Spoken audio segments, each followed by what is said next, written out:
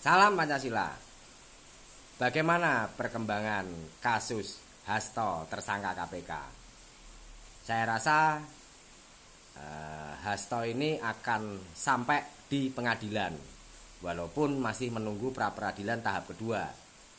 Ya, jadi supaya clear, supaya selesai, memang Hasto harus sampai ke proses pengadilan. Nah, nanti diputuskan kalau bersalah ya dipenjara, kalau enggak ya dibebaskan. Nah, pertanyaannya kemudian adalah siapa kemudian yang menyusul Hasto untuk diproses? Ya, ada kemungkinan Yasona Lauli, bisa jadi nanti Ganjar Pranowo dan seterusnya. Kenapa ini bisa terjadi? Karena memang PDIP tidak bergabung dalam pemerintahan. Megawati sebagai ketua umum PDIP tentunya lebih berpikir kepada sistem demokrasi, yaitu harus ada partai yang menjadi penyeimbang alias oposisi. Ya, partai yang berada di luar pemerintahan.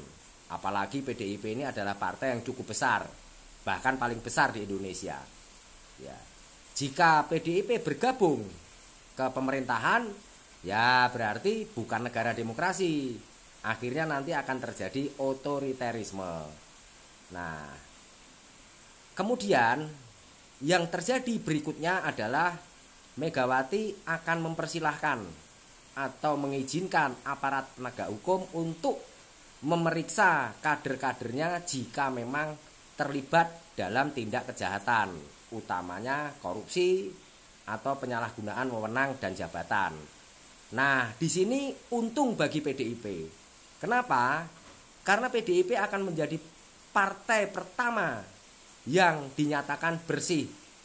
Ya, karena apa? Karena ketua umumnya mempersilahkan ya aparat penegak hukum untuk menjerat hukum kader-kader politik atau kader-kader partai yang memang terbukti melakukan kesalahan-kesalahan saat menjabat.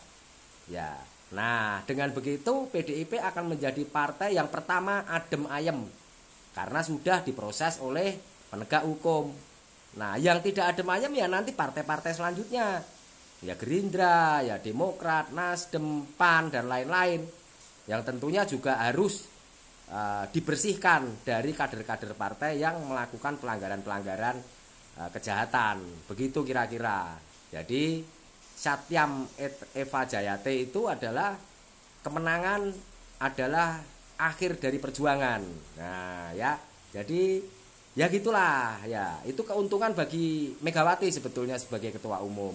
Jadi dalam kongres nanti akan dipilih kader-kader yang memang tidak terafiliasi atau terjerat soal-soal penyalahgunaan wewenang dan kejahatan-kejahatan korupsi. Begitu kira-kira. Paham? Nah, ya. Untung PDIP ini ya dengan terjadinya masalah-masalah yang dianggap besar ini, padahal masalahnya enteng. Ya. Oke. Peci merah, IQ tinggi. Sang Pancasila. Merdeka.